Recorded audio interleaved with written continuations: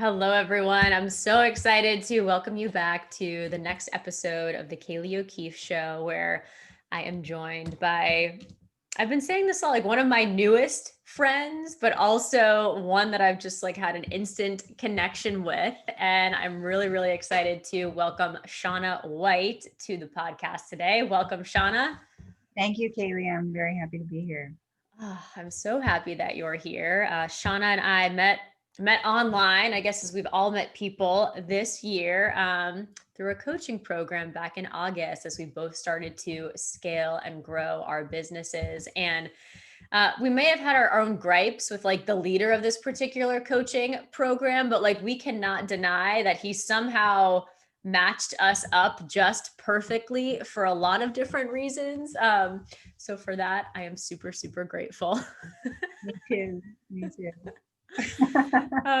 So Shannah, you have a title unlike anyone else, and as we dig into today's conversation, you really do work unlike anyone else that I've met. So you are, and I think I just didn't say Shannah. You are a superhumanity coach.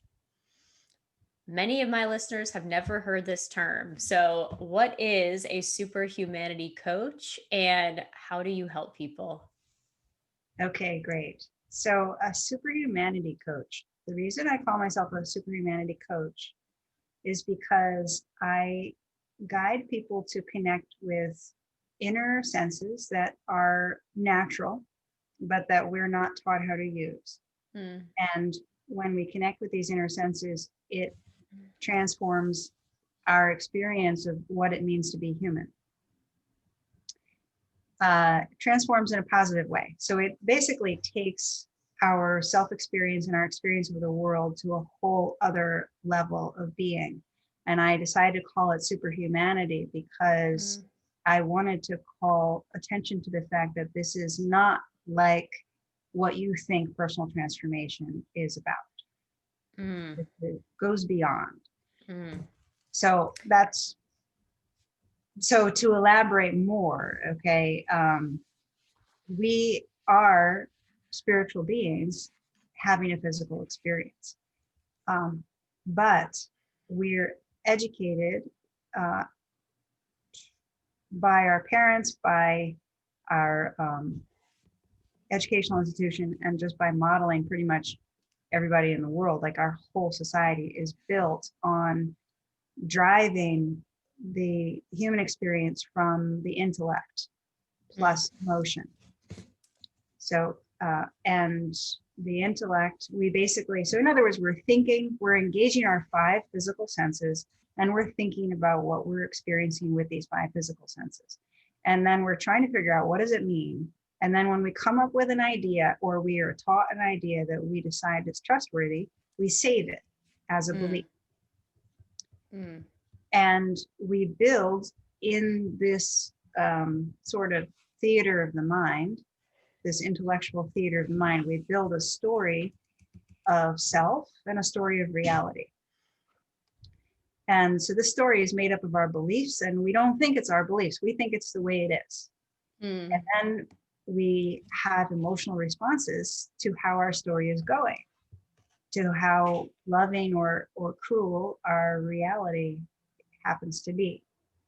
And we don't know that the way that we think and see things is actually seeding a lot of what we're experiencing. mm, We also typically don't know. I mean, people do know, I think widely people know that they have an intuitive sense. Um, but the thing is that the intuitive sense, I also call it the feeling sense, is the instrument that registers emotion as well. So when we're having emotional responses to our storyline, which is happening very frequently, daily, where our intuition is not free and clear to be used as an energetic instrument to mm, feel and discern the nature of what is right now. We're too busy feeling our personal drama in a sense. So, um, that's the one spiritual sense that I help people to connect with in a clear way, the intuitive sense. And then deeper than the intuitive sense is also our heart center. And our heart center is our portal to connect with divine love. And divine love sounds like a religious concept, maybe, but it's actually something that we can experience energetically. And it feels like love. And we can experience that in the center of our chest. It radiates through our being and it changes the way we see things because it rebalances our whole mind. And when I say mind, I'm talking about the entire chakra system. Because when we don't have love in the mind, we have this, it's like, should I keep going? Is that okay? This is Please, yeah, we're gonna come back to, like, I definitely want to learn like your journey to this moment and then get your reaction to, I'm even thinking of like the work that I do, which helps people to share their stories. And I'm getting a sense of like, right, there's a healthy way to potentially do that, but also a destructive way where we're over identifying and we're like attached to stories that are not true or maybe can't support us. So I definitely want to dig into those two things, but let's keep going. So we talked about intuitive, heart center, divine love. Yes. So now I derailed my thought process. Well then let's pause there and let's just go to it's like what you were describing feels like the most natural thing. I do remember. Okay, go for it. Okay. So here's the thing. Okay. We're designed to function in partnership with divine love. So when we actually have our heart center open, what happens is we're feeling a fullness of well-being in our center. And this fullness of well-being is not just, I mean, it makes us feel that it heals any sense of lack. So we don't have questions of unworthiness. We don't have feelings of emotional neediness. And the other thing is that it functions as a navigation system because the way that we feel when we listen, and by listen, I mean like a feeling listening quality to our core in alignment with divine love, we will feel what we feel like doing. So we might feel like eating a mango, or we might feel like going for a walk, or we might feel like getting together with a friend. If that feeling is coming from the inside and we hear it, feel it, and then we respect it, we actually just walk on it, that in and of itself is joyful. To go for a walk, when you actually feel like going for a walk through your entire being, feels inherently joyful. And then to do something that's not aligned with your whole being, including your core, is not joyful. When we're moving from our head and from beliefs, we're unaware of our core. We're frequently moving in a state of conflict and in stress about choices and lost in a sea of chasing what we think will make us joyful. And also feeling inherently lacking on the inside because we're not feeling that yummy well-being glow that comes from having that heart center open. So that sets up our manner of approaching different areas of life in an inherently dysfunctional way, because we look at relationships and differently. We look at relationships like, oh, the love is over there and I need to get it. Or, oh, if this person will do these things with me, I get to live out my happy dream and that will be love. I'll be experiencing love. But that's dysfunctional. That's the foundation is dysfunctional. And then people try to compensate and correct in the relationship itself. And it ends up causing control dynamics and push and pull with their partner.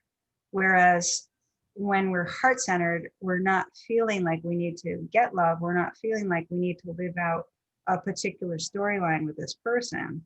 And instead, we're feeling what we're feeling inside, and we're wanting them to feel also connected to their core, and to hear what they are, what their inspirations are for themselves. And then it becomes like a collaborative dance that's orchestrated by divine love. Mm. And nobody knows what's going to happen next. But whatever it is, it's fun. It's fun to like fill the salt shaker if that's what you feel like doing. Like life becomes, even mundane life becomes very exciting. So you don't have to go climb Mount Everest to feel good about yourself, right? Or to have a good time. You can have a good time in your kitchen. You can climb Mount Everest if you feel like it, but you don't have to. And happiness is everywhere because it's in the now, coming from your heart. There's so much to kind of unpack with what you shared already. I think for the leaders who are listening and like they're hearing what you're saying, and yet they're like, but no, Shannah, like I can create a strategy. I do have this vision. This is what my family is going to do. This is how we're going to live our lives for the next 20 years. And this is the house that we're going to live in. And like, this is what's going to happen in my life. Like what do you say again to the very like strategic and like people who do want the plan and have like the idea that it's actually a good thing for me to have, to trust what my mind wants and how I'm going to get there? Well, that's from my perspective, that's an unfortunate place to be. And I say that from my own experience, okay, because I had my own idea about um, how I was going to solve the unconditional love problem for myself. I was going to have an amazing relationship with a guy. And I even had at that point learned how to feel my heart, but how to feel love in my heart at that point was like, oh, that's nice. But meanwhile, I'm going to go over there and live out this ideal dream that I have. And because I was committed to that dream, I believed that it would work. And I did take my map of the mind with me so that I could, when things went wrong with my chosen love target, I could like analyze it and be like, okay, where was I not in my heart?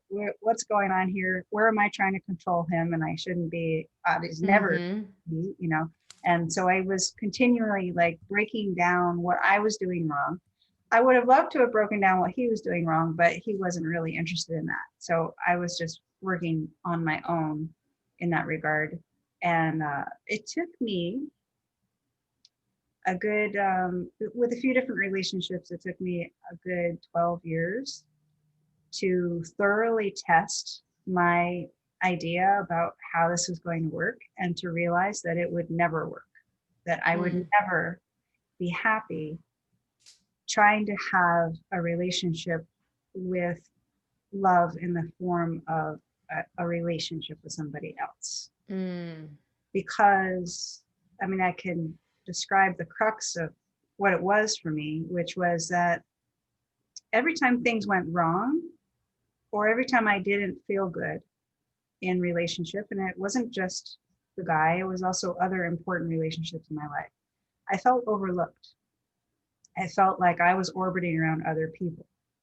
And one morning I sat there and I was like, wait a minute, here's the sequence of events. I value somebody else. Then I overlook my own heart so I can orbit around them. And my ideal of relationship is that they're going to do the same thing. And when they don't, I feel overlooked and I get angry.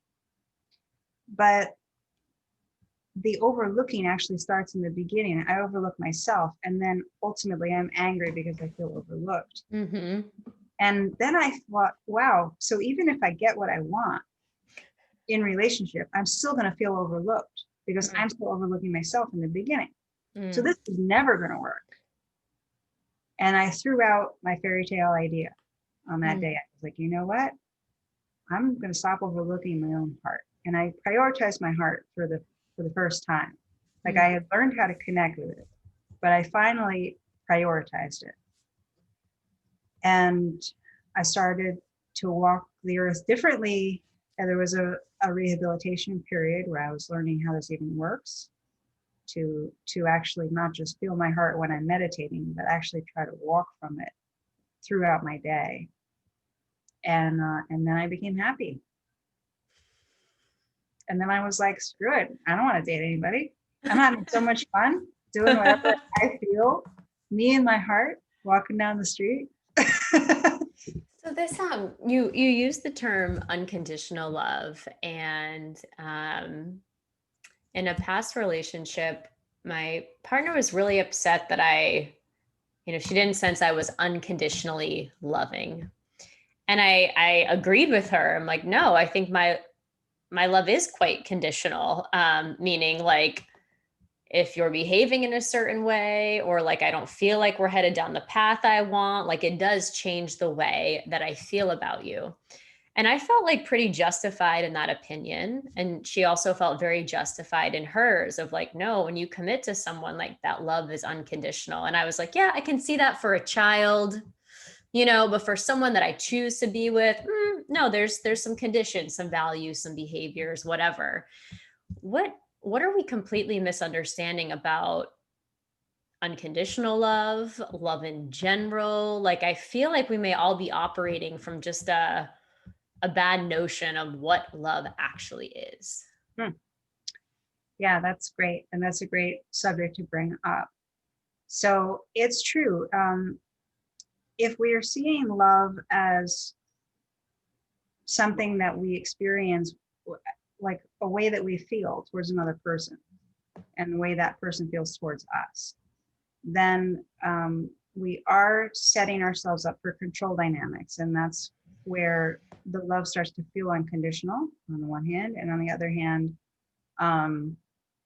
the requirements to be with somebody start to feel unreasonable. I was told I have a very long list of requirements. Well, she also had requirements, she or he also had requirements, because the things that you didn't feel were okay were the other person was requiring you to be okay with them. Yeah. Right. So the requirements are going both ways. And then there's a disagreement about how we're going to act out this story together. Mm-hmm. The way that this gets cleared up is when both people understand what it means to connect with their own heart, and then to walk in alignment with love within.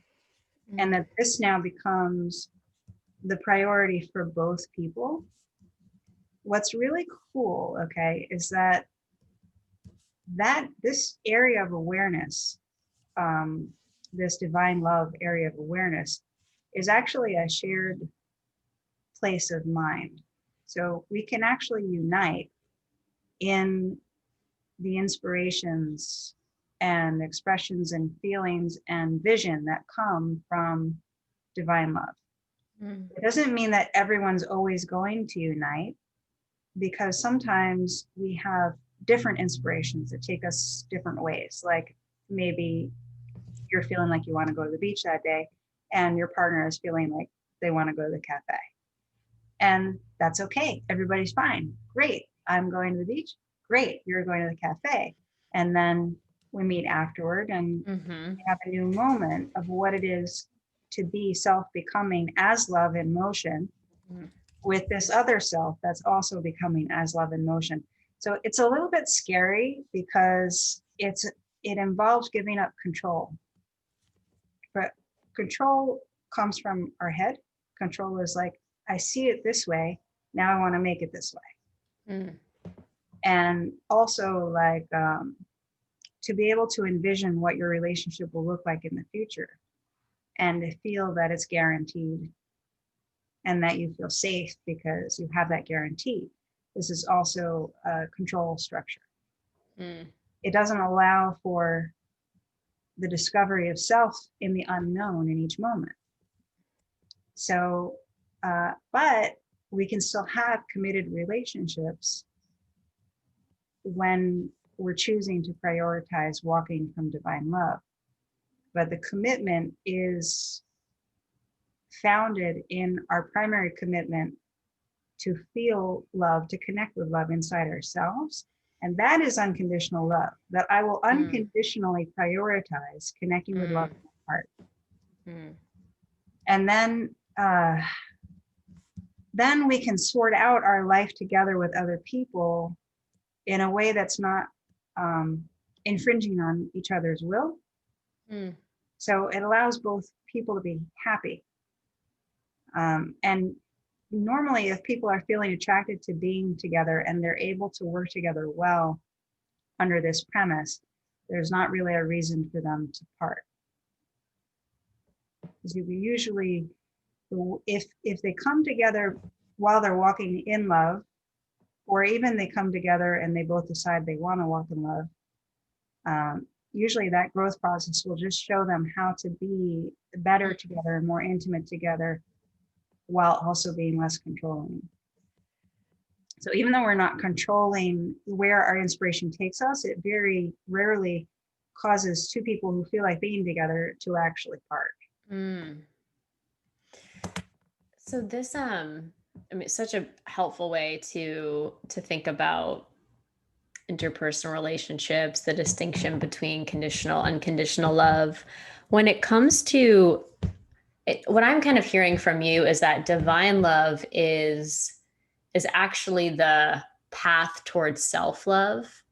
Because I've been thinking a lot about, like, we hear so much right now of like self-love and love yourself and put yourself first, and like take care of your needs. And it's, but it seems like it's missing something or not actually getting us to what we want. And I don't know if it's because we're still doing it with the intellect. And so we're like, yeah, I love you. But there's still, you should do some more yoga. Like if it's that. And so I wanted to get your thoughts on how self-love fits into this. And if divine love is like that is the path to self-love. Yeah. So I love that you brought this up, because it's totally true. Like, this idea of self-love is often practiced as a verb, like something we're going to do, instead of something that we are. That's one aspect. And the other aspect is that people are naturally, in the beginning we were talking about that you grow up building your intellectual emotional understanding of self and reality. This is a self-image. This is not the real self. Actually, when people are practicing self-love, they're trying to love their self-image. And so this is, again, a mental, emotional dynamic or mechanism that's not actually getting to relaxing into a place where you can connect with love in the heart space. So you're not actually feeling love energy. You're just feeling emotional highs and emotional lows. And then that ever-present emptiness in the background. Kind of makes you feel like a fraud in the quiet moments. So where, how would you describe if you look at the world right now and you think about the backdrop of 2020 and everything that's happened in it, do you look out and say, oh, we're seeing the consequences of people not accessing divine love? Like, kind of how do you say, like, oh, okay, like I totally understand what's going on here, based on what you've come to learn about what it means to actually not just think about love or aspire for love, but to actually be love? Definitely the root problem with humanity at large is that we don't know who we are as love in motion. We think that we are a physical creature that's pretty darn smart and has a lot of emotional needs and aspirations and whatever, how we look at that self. And, there are a lot of good-hearted people that, so to speak, that are well-intentioned people that are contributing to the problem, as they're getting behind a belief and they're feeling like they have to fight for it. And so they're contributing to the divisiveness and the unrest and the feeling of chaos and the need to survive in an unfriendly world. Mm. What would a leader who worked with you, who was aligned to their heart, who not just understood but actually felt divine love, like what would he or she have like done differently this year? Or like how would we have kind of seen that person? Because from my perspective, I've looked out and at all levels of government and all organizations, from sports leagues to politics, like you're just describing, I see leaders who are kind of forcing beliefs or communicating about beliefs, and then they're doing the opposite thing. I know you're in New York, so it's hard for me to not think of Governor Cuomo.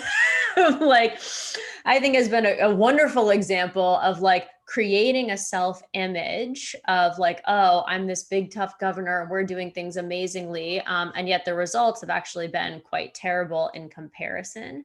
And so I look out and I see an example like that and I'm like, like someone who was connected into this and who saw things differently but was in a position of power, what would that person do? What would they ask of us? How would they operate differently than Cuomo doing a press conference every day, writing a book and receiving an Emmy while he's destroyed a lot of the economy, forced people to flee, and a lot of people have died. Not that I don't have strong opinions about Governor Cuomo. Thank you. I appreciate your strong opinions about government, actually. And this might come as a surprise to some people, but I think the closest figure that we have, certainly in US politics, demonstrating what this might look like, is President Donald Trump, surprisingly. And wow. Okay. You're going to have to share more. Yeah. That's going to sound strange because his personality comes across kind of harsh, but he's actually the only president in quite a while, at least, that is not responsible for any wars. And he has also conducted himself and his office in a way that respects the Constitution more than I've seen in years as well. So he's maintaining, instead of creating a situation or he's not trying to foster a situation where the people are dependent and looking to the government as daddy, right? So what is that dynamic except somebody feeling like they're weak inside and they need to get what they need outside? Or they're lacking inside and love is out there and I'm going to control this relationship, right? So there are a lot of people in power that actually want to foster greater dependency in the population because it gives them a relationship with the population where they can have more control. And Trump is kind of putting a wrench in the works in that way because he's actually working really hard to reverse that trend, to make sure that to respect the powers that belong to the states. And yet he's not doing it in a way, like a lot of people think that spirituality means that you're okay with everything and that you never object, you don't have a spine, you don't stand up. But he is standing up. He is drawing the line. He is sending in force where force is required, but he's not doing it in a manner of overreach. He's making sure he offered the states, look, I have support, military or National Guard support that I can offer you to control protests, but you need to ask for it. Yeah. So, and then another place that's also kind of confusing for people, I think, is the whole issue of immigration. There's this popular attitude that we need to be like, oh, everyone's wonderful, everyone's okay, and therefore illegal immigration should be fine too. But when we hold a heart space and we feel our own alignment, we stand strong in what's right for us. And so if someone comes and they want to interact with us illegally, we'll say, okay, if someone just in conversation is presenting themselves as forceful, or even maybe we're in a relationship and the other person is behaving in a way that is loveless or controlling or somehow doesn't make sense, we have a natural, well, so it's not about getting into our head and then trying to attack, right? It's about staying in our heart and feeling what feels right for us. So what feels right for us may be asking that person a question if we don't understand their behavior. It may be actually confronting them on their forcefulness. So this idea of building a wall or taking measures that, it looks different once you take it to the national level. So this idea of building a wall and taking measures to make sure that we can have agreements with the people that come into our country instead of them just coming in of their own intention. That's entirely appropriate for maintaining the space that we want to maintain within our country. And it doesn't mean we're not saying that those people are bad. We're saying that there are terms to enter into a relationship with us. We respect ourselves enough that we're going to enforce terms for you to enter into a relationship with us. So how does that sound? This is why I just love that. This is why I wanted you on the podcast. Like I knew we'd be talking about divine love and accessing the heart space. And I didn't anticipate that we'd look at it in kind of the political and world realm like we are. But I wanted to react to a couple of things that you shared because I do think it's super important. And I really feel where you're coming from. And I mean, I just think I think it will all look back and be really amazed at the legacy that President Trump is leaving, where he's shown us the corruption on both political parties.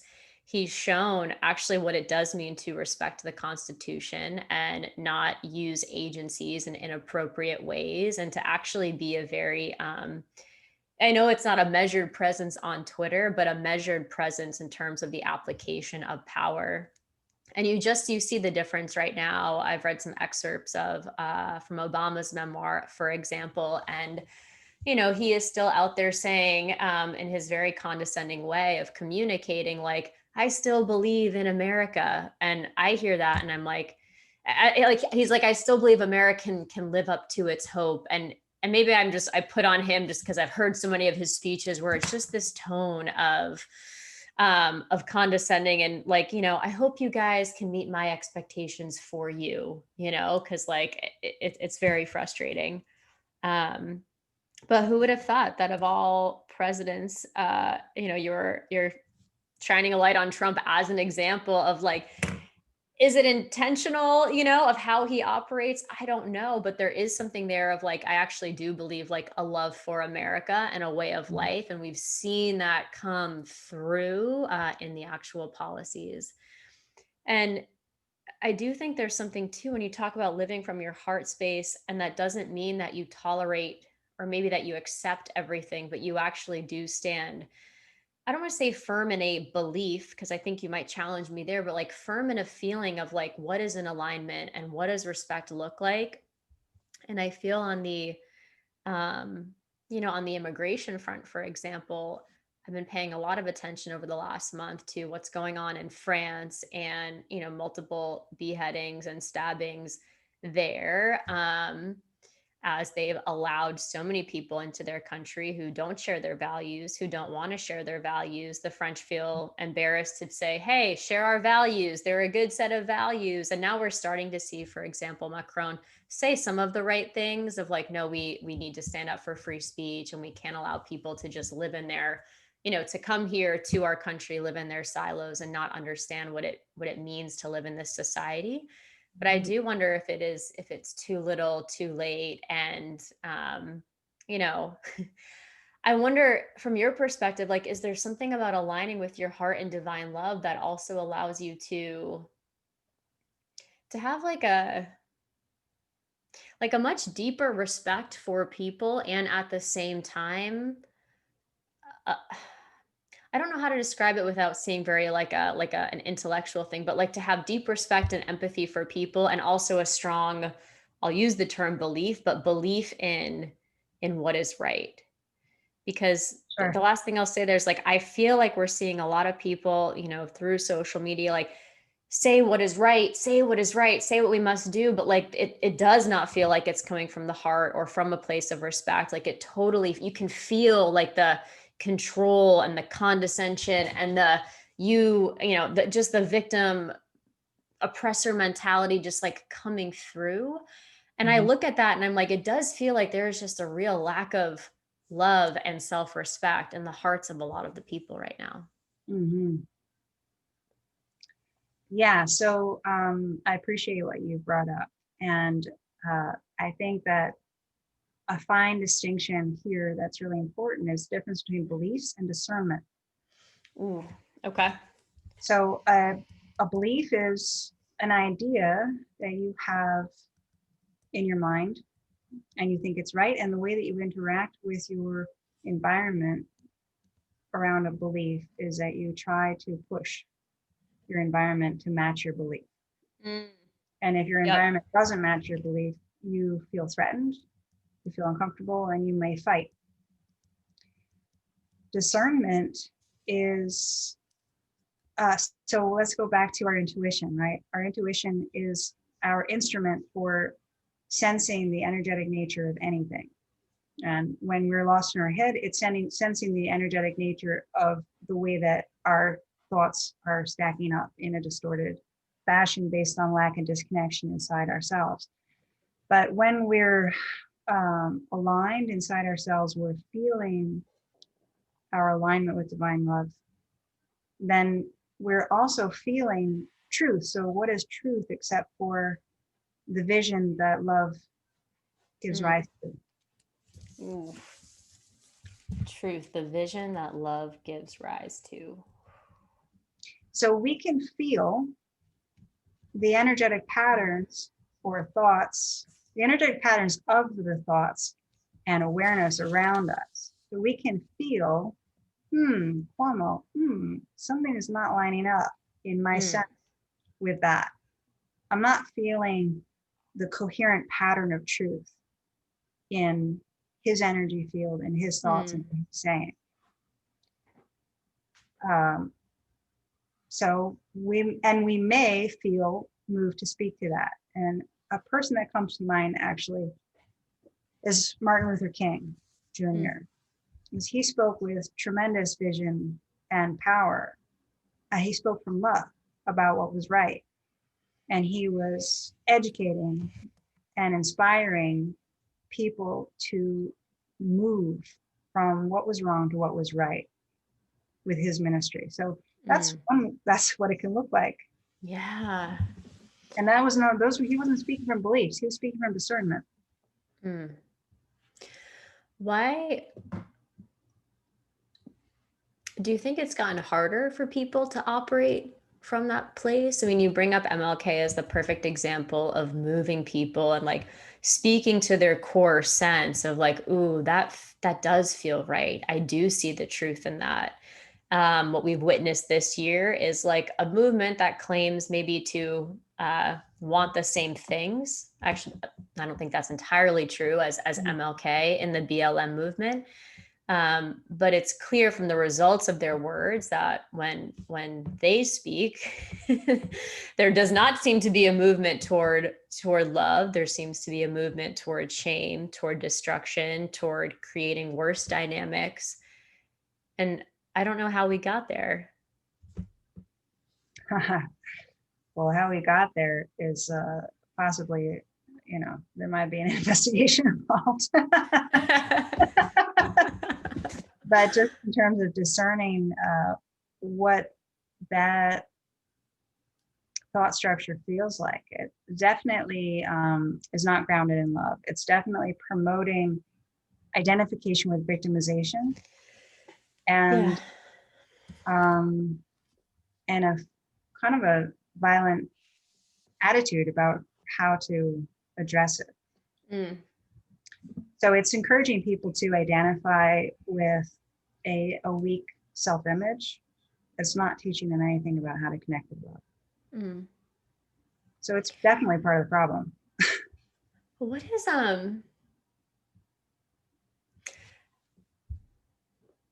I do feel, it's always been true, but there feels like more pressure right now to identify with so many different things. First, like, identify, okay, where you grew up, maybe where you went to school, which football teams that you like, what brands that you want to buy from. Now it's okay, re-identify with your skin color, re-identify with your class, only associate with people who share a collection of these things in common. And um it feels like, connecting with the heart space and divine love is the antidote Mm. to that. um I guess I'm wondering, like, how do you actually connect with people, like, who are on maybe this path, or who have sensed, like, yes, like, I understand, or I how do you connect with people outside of all those other factors, but heart to heart? How does that happen? I mean, how do you find them, or how do you enjoy their company Well, once you found them? well, I think, how do you find them? And then we'll probably have to go to the first question, which is, like, how do you find it in yourself? So let's Yeah, start there. yeah. Well, okay, great. So how do you find it in yourself? Um, Essentially, you have to turn off your thinking, looking, and No, but I don't want to do that. Okay. um, enter the inner unknown, which is the storyless place. Mm. Connect with feeling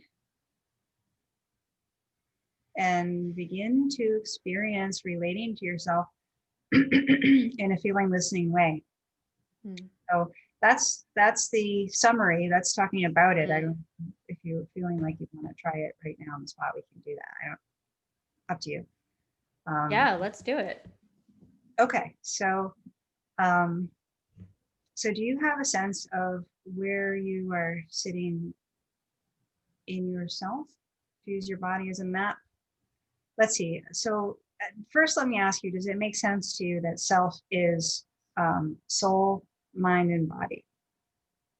Yes. Okay. So does it make sense to you that the mind is the entire chakra system?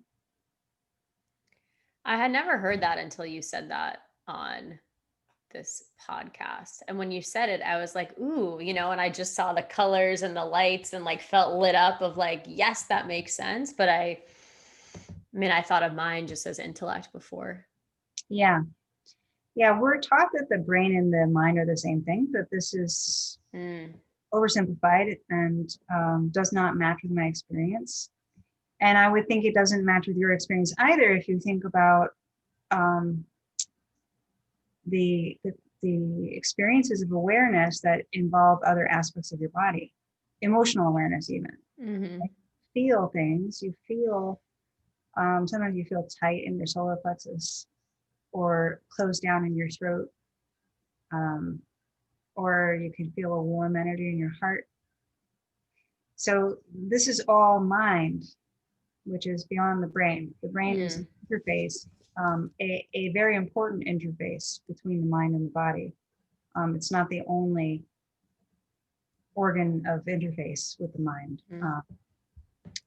Okay, so your mind is your vehicle of awareness, and your body is an extension of that, in a sense, your interface with the physical plane.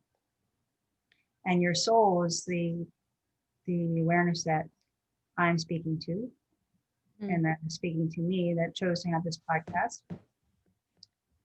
And the soul, you are the operator of the mind and the body. So, so, so, do you have a sense where your soul awareness is sitting in your mind if you use your body as a map? Um, right now it does feel like solar plexus. It's just kind of like hanging there, though. Okay. and it feels kind of heavy. Okay. Solar plexus feels heavy. Yeah. Do you have a sense of looking out at the world from your perch inside yourself? No. No. Okay. And do you have a sense of where your mental activity is, or let's see, where your contemplation activity is taking place? Mm. I'll say awareness activity. Awareness activity, yes. But I mean, and it's all right here. Okay. Okay, great. So,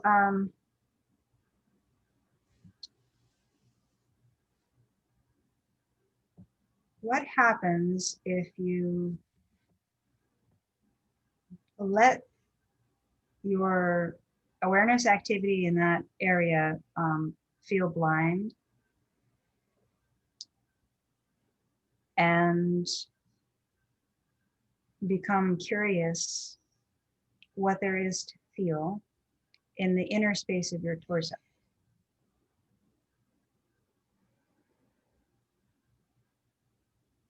And your breath may be an instrument that plays with your feeling awareness.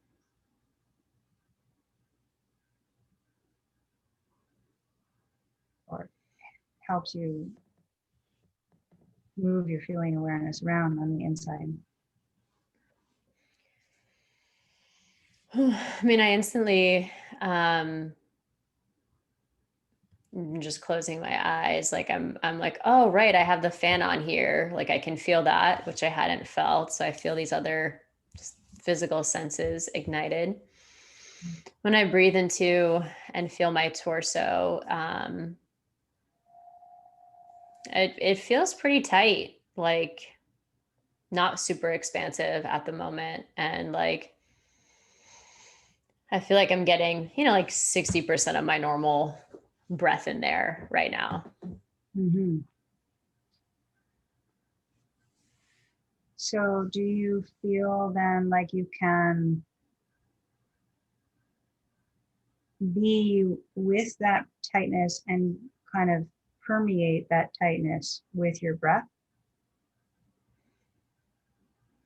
Yes. Mm-hmm.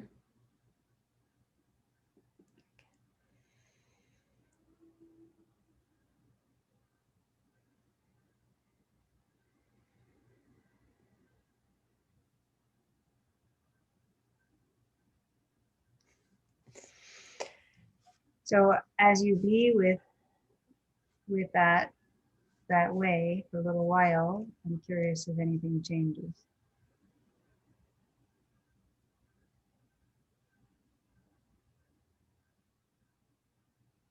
It doesn't have to change. I'm just curious. Well, what's interesting is it's like my mind is kicking back on and I'm like already reflecting back on moments where I'm like, oh yeah, I love when I'm in yoga and breathing into like tightness in my back and can feel like the skin expanding, Yeah. and like I was just going there where I'm like, oh, like I sort of felt like, oh, I do soothe myself, through my breath and feeling those spaces like right up here right now where it's like, oh, my body needed that, like a breath to the back right now. That felt Yeah. really good. Yes. Yes. So basically, when we're moving from beliefs in our story, in our normal everyday way of moving that we've learned since we were little, we're experiencing stress and tension, and also emotional residue, as well as like idea impressions that are staying with us. Like even we can have, spend 3 hours with a friend and there's a certain dynamic going on. And we can store that dynamic and fashion it into a role. We store it. As in like they're my friend that like I do this with, or they're my friend that like this is our experience. Do you mean that? Right, like Where you for start to like box instance, people in of like, this right, is or who she is. yes, and ourselves. We box that person in and ourselves at the same time. So maybe we're having a lunch and our friend is a little overbearing, and we're coping and trying to be accommodating. And maybe we store that. And the next time we see that person, we expect them to be overbearing. And we haven't processed another way of how to connect with that or relate to them except to be accommodating. So we're doing that again. We have this idea, this is the way our friendship works. Like that. Could be like, even I see somebody in the capacity as a spiritual coach, and there's a certain dynamic that I'm experiencing with them. And I go away from that experience, and then I'm going to see them again. Well, do I bring with me that experience, the impression of that experience? I don't want to, because what I want is to be in the inner unknown, where I can discern by feeling energy now, not bringing impressions and emotional reactions. Yeah. So I want to start over and throw out the past. So that's really interesting. And maybe we'll have to do a whole nother podcast on this topic, because I feel like what you just described there of showing up to situations, discerning in the moment how to respond. I mean, this feels like an absolute skill, for lack of a better word, for today's leaders. And if I think of all the executives I'm working with on the books and the entrepreneurs I'm working with on the books, like, this ability to not show up to a team meeting or chaos at work, or like whatever happened this year with these old, okay, like this person's going to behave this way, and I know she's going to be really mad about this, like, to not show up with that energy and reinforce that, but instead to sense, discern, and then know when to stay strong on when you said beliefs or discernment on, like, what is the truth here, feels to me like, oh, okay, like this is not about your typical leadership training of like influential communication or strategy workshops or anything like that. Like, this is really, I feel, new and needed, particularly for those who are charged with leading people.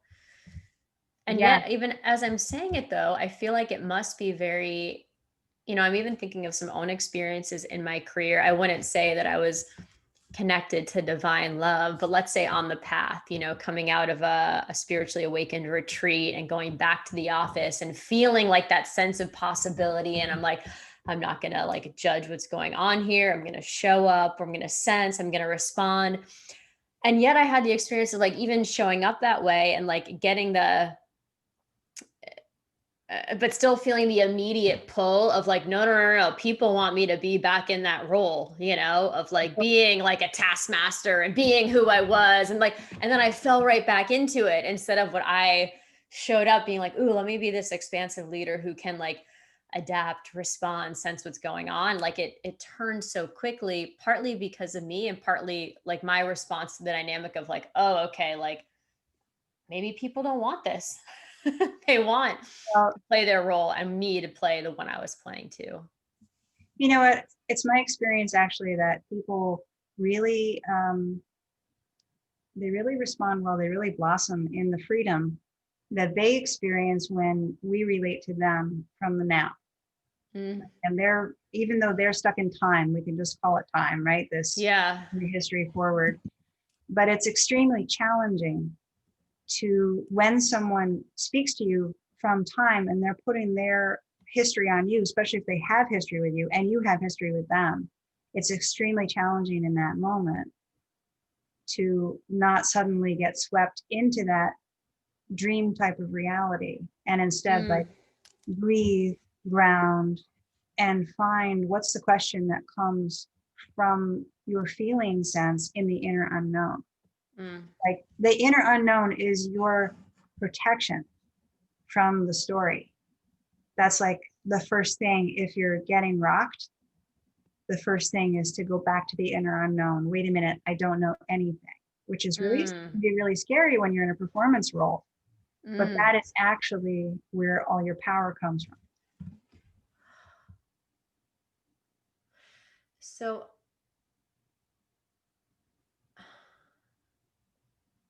I feel like everything that you've shared on the podcast so far today, like, will take a lifetime to learn.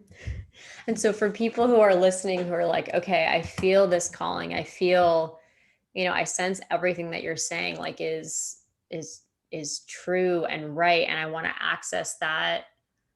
What can we do from the now, from today, knowing like, okay, we've all been programmed up until this moment of time. It feels like exposure to a new language, a new sense. Mhm. How do you help people who who are just awakening to this and sense its power, but also maybe afraid to take the first step? Well, I how do I personally help people when I work with Yeah, yeah. they okay. I help people by we work on two tracks at the same time.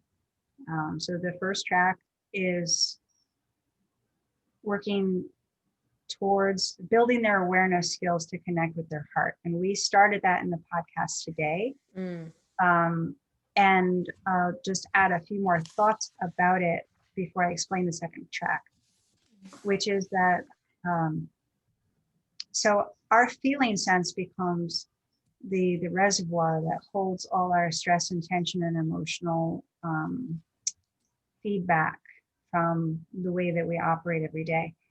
So we when we're building our awareness skills to connect with the heart, the first thing we have to learn how to do is to turn off stories, and but not as an isolated incident, because trying to learn what not to do is not enough. I think a lot of meditation practices are frustrating because they're like, I'm going to sit here in my mind or my head, right? And I'm going to not think. And I'm going to dare my mind to not think, or dare my mind to throw a thought in there. And, so, and I don't know if that's the way other people practice, but mhm. when I have tried to practice according to the guidance that I received in those types of meditation practices, that's what it was like for me. Yeah. And it was excruciating. But what I do and what I guide people to do is I don't sit there and say, okay, I'm not going to think. I shift to that feeling quality, which you were Mm, experiencing when we were together. And sometimes, in that exercise. So sometimes it starts at the physical level, and then gradually, as we be with it, it gets more subtle and more internal. But what we're going to experience first is the tension and the emotional residue that's been building up in that feeling sense. So it takes breathing, being, witnessing, not identifying, not mhm. trying to break it apart, but just relaxing and kind of stretching that out with the breath to let that residue clear. And then once that feeling sense is like a neutral pool, then we can start to go deeper inside the heart center, which is inside. It's kind of like in the center of the feeling sense. The feeling sense is all Mm, around the heart. So we work on that awareness skill set because connecting with divine love is, it takes a muscle group that we're not used to using. And we have to connect with that if we're going to start to experience the alternative to the crazy world that we live in and try to survive in every day. So then I was going to say the other track, but yeah. you, something. The other track that I work on with people at the same time is educating, what I call soul education. So Mm, that people understand, we've done a lot of soul education in this podcast, to understanding what the mind is, how it works, how the soul works the mind, what's going on when we're feeling, uh, upset in a relationship situation, and what we're doing wrong and how we're relating to ourselves that's setting us up for that situation, so that we can untangle it and breathe again, find relaxation and harmony again. So There's things we have to learn so that we can grow in discernment. That makes sense? It yeah, it makes so much sense. And maybe for one point of clarification for individuals who are listening that are not saying like, oh, I know I need to access divine love. What are the problems that are showing up in their lives right now that you then know to be true, that like using awareness and using soul education, like these are the tools or paths to resolve a lot of those issues? So I'm thinking, for anyone who's having relationship problems, this makes a lot of sense. Oh, If you're sure. having problems leading your team, this makes a lot of sense. What else are sort of the symptoms from people that you work with? Okay. If you are feeling in quiet moments kind of joyless or directionless or purposelessness, Mm-hmm. it's because you're disconnected inside. So this makes sense. Mm-hmm. um, if you are, well, so this work touches all aspects of life. It also touches health, because how do we relate to our physical health? Do we do what we believe is true and force it on our bodies, or do we listen inside for discernment of what's Mm-hmm. right? Because every body is different at every different moment, and Mm-hmm. you can't like look it up in a book and necessarily get the right answer. Like, symptoms can be the same for different causes. So you really have to feel what's the right movement for your body in each moment. So it's a whole other way of dealing with health. Um, Also, trusting your own intuition primarily over the uh, running to experts. So Mm-hmm. we want experts to serve us, to serve our intuition, to be like, okay, I need an information source about this topic. Let me find someone. Okay, I feel right working with this person. Okay, I can feel what they said here. I can't feel what they said there. You see, so it's not about that they have the authority and I'm going to do everything that they say. It's that I have the authority and they're a tool that's helping me along my journey. Does that make sense? Yeah, no, I think those are really good examples of like what someone might be experiencing or feeling to say, oh, okay, like, and I think the typical solutions people go to, right, are therapy, are the next fitness routine, are the experts, are the next personal transformation program. And um, it feels like so many of those solutions miss the mark because they're not coming from this root of the heart space. And I feel like we've just seen the most perfect example this year of, actually what does happen to a society that's disconnected from their heart and is so willing to cede control and power to experts like without questioning. Mm-hmm. And it just, I saw a meme yesterday that said something of like, Americans who started a revolution over like a 2 pence tax on tea, now perfectly comfortable to sit inside their homes while the government tells them what to do. And I saw that and I was like, ah, like, yeah. Anyway, somewhat of an aside, but like, I think this, I feel like what you've really exposed to me, right, is like as we put so much weight and stock in the mind and using the mind and intellect and getting more degrees and just studying, that something has been lost. And in fact, the acquiring of this knowledge does not guarantee wisdom whatsoever. And it reminds me of being in Mexico last week and learning about the fall of the Mayan civilization. And that was so fascinating because Angel, our guide, said, okay, the first thing is there was this knowledge class, the architects, everyone who knew like their expertise, they threw out the elders. They're like, why are we feeding the elders that just like sit around with their wisdom all day? Like got rid of them the knowledgeable class rose to power, but it turns out the knowledgeable class did not have wisdom. And so they started only caring about themselves and their image and started inbreeding because they didn't want to interact with the hunters and the farmers. And like the civilization destroyed itself.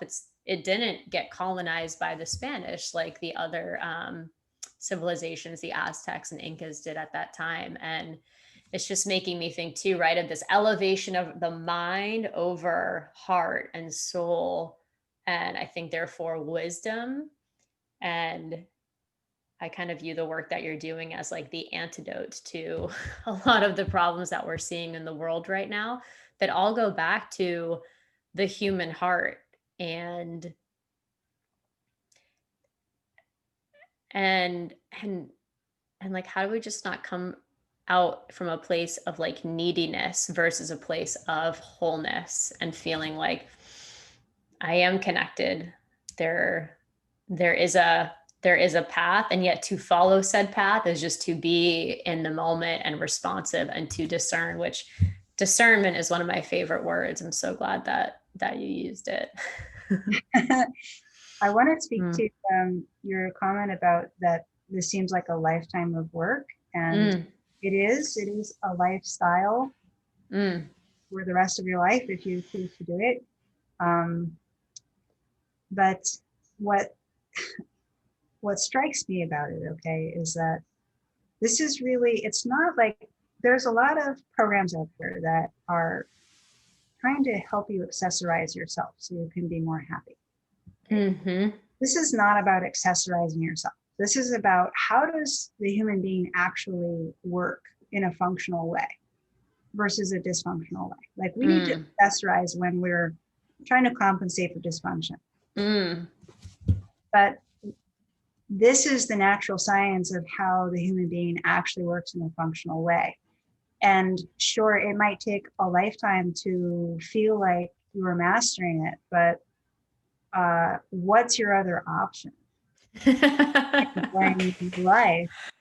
And as you start to do this work, you do start to experience relief early Mm. on. It can be early on. It depends on how much you're like, but I like my beliefs. I was around relationships. Mm-hmm. But I really feel for myself, even, life throws me curveballs and it can be challenging and it can cause me to, I'll just say, okay, I lost my sister, who was also a dear partner of in Sacred Reality, which is the spiritual organization in which I've grown up and for which I coach. I lost her 2.5 years ago, I think it is now. And that was a crisis of faith for me. I was Mm. like, okay, wow. And I'm supposed to trust love now, Mm-hmm. But I very naturally came back to this work and even deeper because it's just scientifically true that this is the only thing that works, the Mm. only way to be functional, the only way to have peaceful results and to feel intimacy, to feel connected. Mm. Like I kept coming back to the experiences because really what that did when I lost my sister, I was like, wow, is this even real? But I Yeah. kept coming back to like my experiences where I'm sharing the same thought as another person, or I'm feeling totally aligned in myself and someone else can totally connect with it. I'm not making this up. This is real. This is so much more real than anything I've experienced. Mm. The ordinary, mundane, belief, emotional mode of operating. And so I don't have all the answers about my life. I don't have the answers about what happened with my sister, but this is the way to be. This is the way to find answers eventually. It's just the only way to be functional. So I Mm. kind of feel like, what's your option? You can continue to fight and against your true nature Mm. and suffer. Or if you're feeling truth in what you've heard today, then that's a sign that part of you is already awake. Mm-hmm. And maybe you'd like to nurture your relationship with that part of you that's discerning truth already. Well, Shannah, like we said, Ron knew what he was doing and pairing us together. And I just can't thank you enough for your insight, your honesty, your openness, your friendship, being a partner as we, I think build our businesses is really the wrong term, but like teach and share what we have to teach and share with the world because of the connection that we have to our creator. And I just want to thank you so much for spending time with us on this podcast. And just before we go, where can people find you, learn more, connect with you? I know that just so many people have gotten a lot just from hearing you today, and will want to go further. Thank you so much. So you can find me at sacredreality.org. Some people mistakenly spell that as Sacred Realty, and it is not real estate. I'm just imagining buying like, you're like putting your name on stars or like a plot of land on Mars, like Sacred Realty. Like that's what I imagine, like Right. something in the cosmos. Right. Right. So sacredreality.org. And then you can also find me on Facebook. That's a great way. But any email that you may send through the Sacred Reality website will come to me. Yeah, I will. I mean, I'll obviously link to everything in the show notes, and just for our listeners, would highly recommend you connect with and follow Shannah on Facebook. Like, especially recently, just like the videos that you're putting out there, the messages that are coming through you right now are just, they're deep, they're on point, and it's just a really amazing place to stay connected with everything that you're doing. Thank you. I do actually have one more offer that your listeners might enjoy. Yeah. We have a PDF that people can submit their email to receive. And I guess we'll include the link. It's a perfect. Yeah. Authenticity, like the authentic self versus the forced self. And there's a few notes about the premise and comparing what those two different experiences feel like, and then a written version of the exercise that I started to lead you through today. So enjoy that. Awesome. Yes, we'll definitely link to that. I want it right now. Like for any, especially if you like corporate types listening to the podcast, you've all heard of imposter syndrome. Like that's been the big topic over the last 5 years in business. So it sounds like authentic self versus forced self, or the self-image, is just so in line with that conversation. But I imagine, just like you have on this podcast, it's like not trying to solve this issue through the intellect, but through connection to divine love. Yes, exactly. Yeah. Great antidote, perfect antidote for imposter syndrome. Thank you so much. Yeah. It's so lovely being here with you. Yeah, like we've never gone this deep on some of these topics, so it's just been a real pleasure. Thank you. Yes, likewise. Thank you. All right, let me hit stop recording.